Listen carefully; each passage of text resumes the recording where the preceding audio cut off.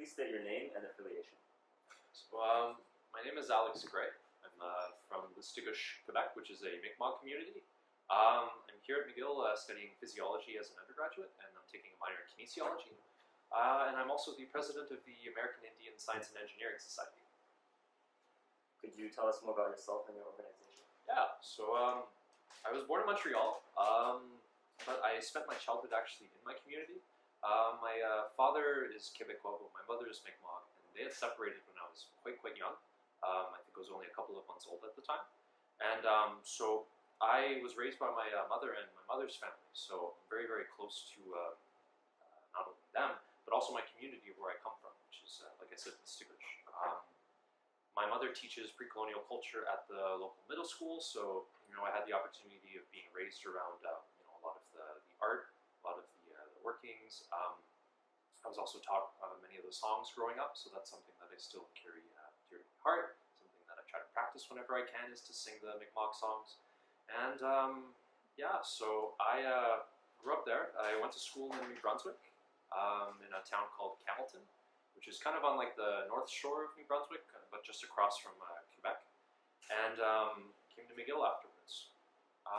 With the organization ASIS, or the American Indian Science and Engineering Society, that kind of came about when a student was a part of a chapter at UBC, and they came to McGill, they transferred, and he saw that our chapter wasn't open up at the time, and wanted to work on building that. So he approached me, and we got a number of people together, and started a chapter, and I've been around with it for about 2 years now, and everyone graduated. So when the group needed to be reconstructed, I kind of took it along with the help of some people, and we were able to get the chapter up and rolling again. So yeah, this will be my last year as president, since I'm graduating in December, but my second year. Also, with what we do as ASIS, essentially, is we do a lot of outreach to local Indigenous communities, trying to get kids interested in sciences and try to see past the stigmas a lot of times that can occur with kids who are coming into interest into sciences or engineering for that matter. So we try to show them that it's approachable and that they can incorporate their culture into it as well. They can coexist. There doesn't have to be one over the other. It's that there's a way that you can sort of even use one to benefit the other, such as using it to focus on certain things that pertain to, let's say, their communities, or using the lessons and the teachings of their communities to interpret science in a way that maybe people don't see often. Yeah. Why is diversity important to you? Diversity is important to me because I think since the arrival of either Europeans and and the aftermath that has come up from colonization, a lot of times and especially in an academic field like science, you don't see very many Indigenous kids, and you don't see very many minorities for that matter. And I grew up kind of very passionate about learning about science and figuring out the whys behind certain things, and always asking for more information. And I think the further along I went, I realized more and more that there were less and less Indigenous people the further I went along. And there are many reasons and different circumstances of why that is, but often it's because people, they have a lack of heroes. They have a lack of people that they can look up to in these fields. And so because of that, that's one of the things that I've become very passionate about, is being very vocal about my involvement in, these initiatives like ASIS, or another thing that I've been a part of since I was very young is the Eagle Spirit Camp here at McGill. I coordinated the camp this year from starting out as a student in grade 9 when I first attended the camp as a participant. But that has always been something dear to my heart. Talking to kids about my interests and also learning about their interests is something that has always been very close to my heart. So, yeah.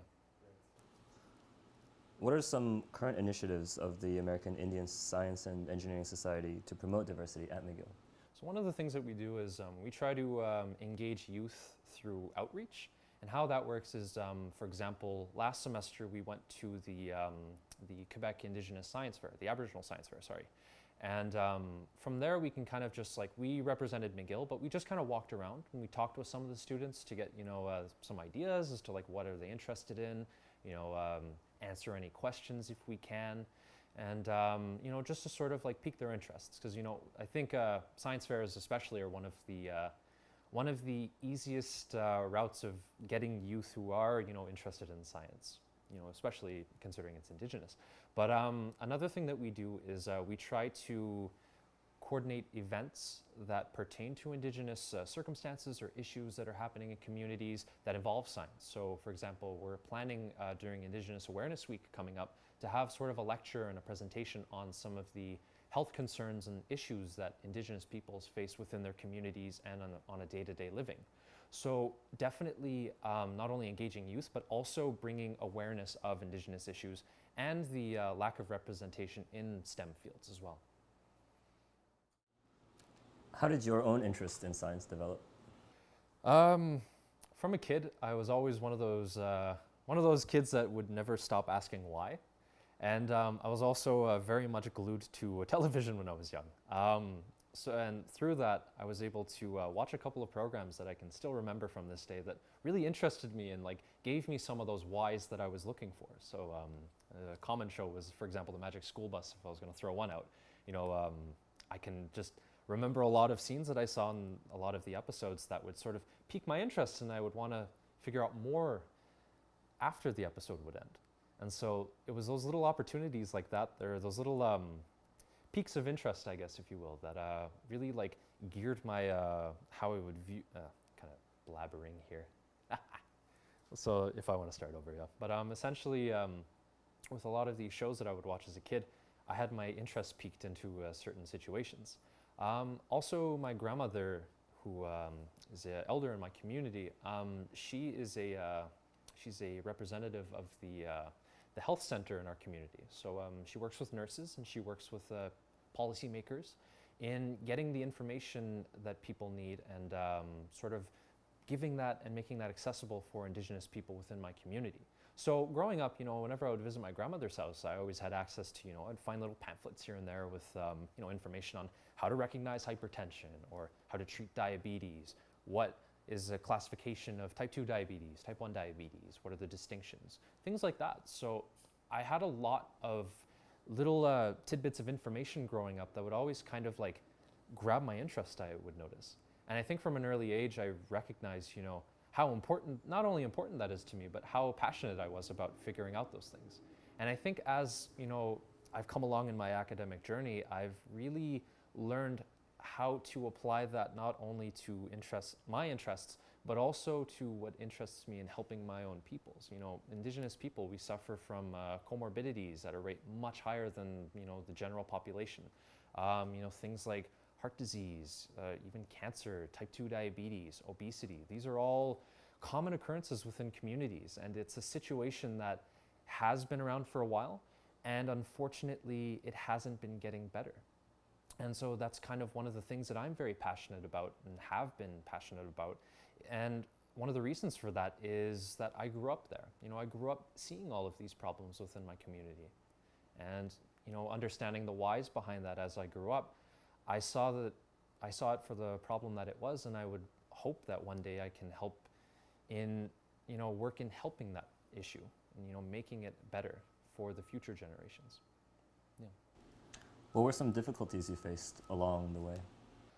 Growing up in an Indigenous community, there's a big sense of identification from there.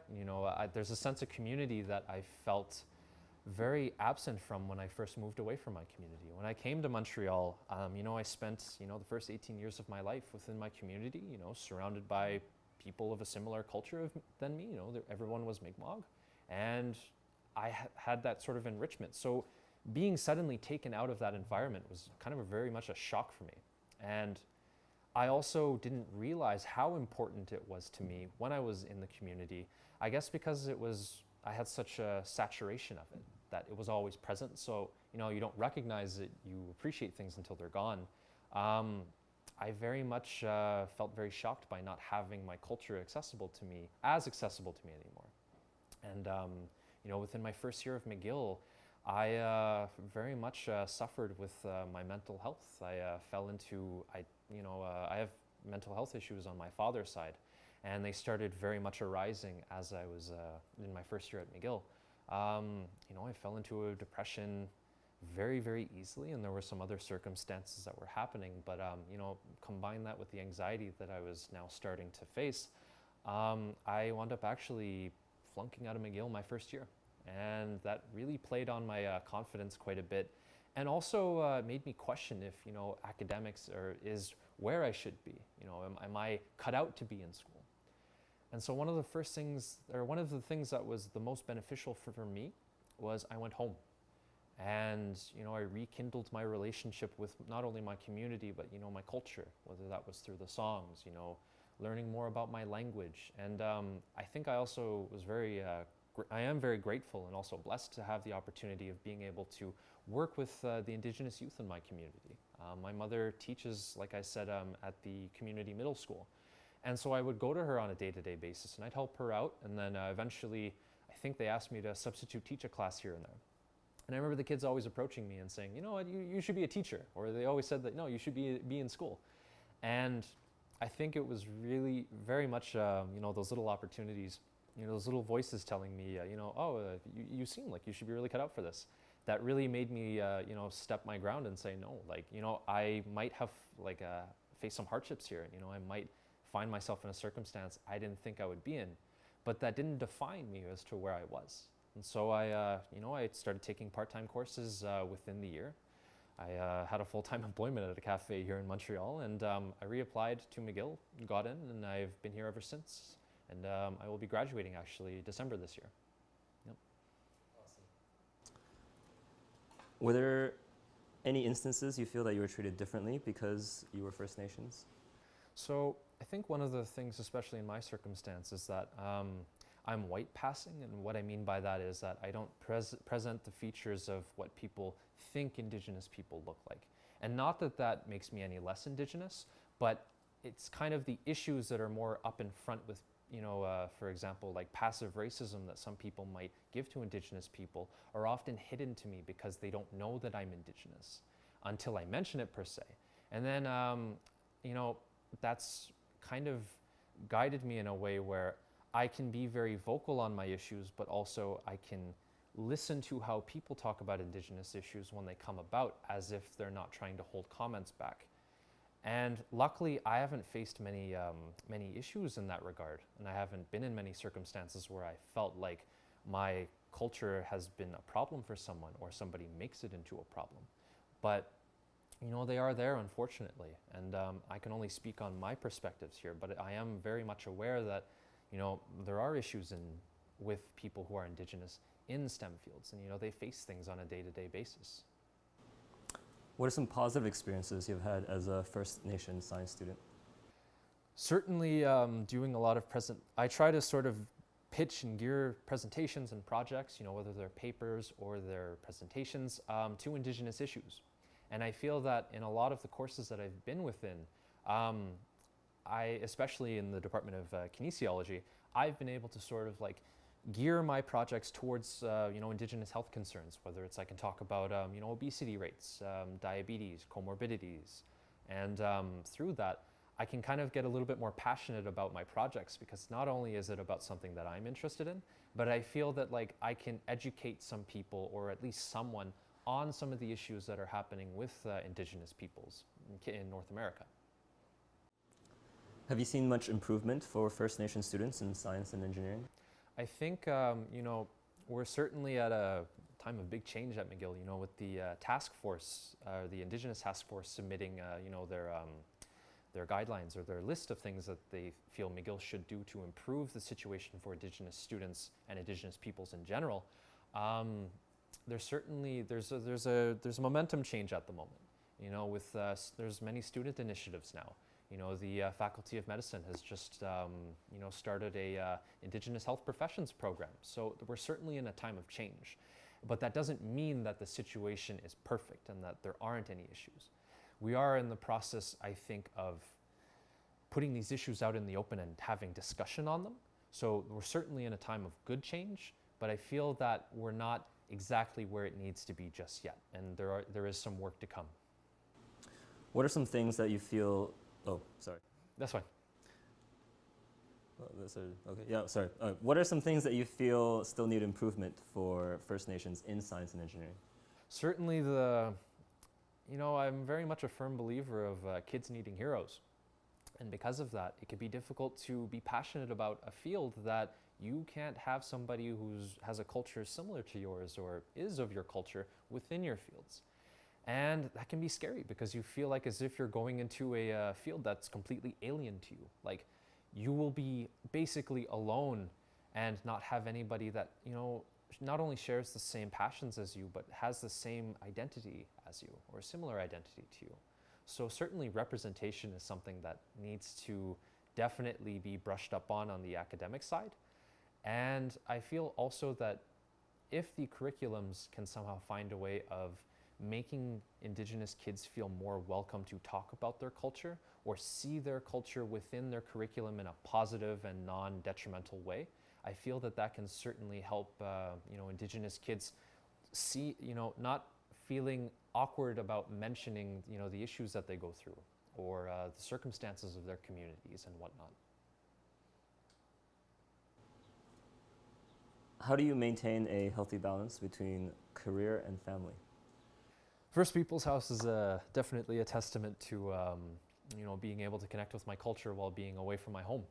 And that was one of the reasons why I failed out my first year, was I felt disconnected.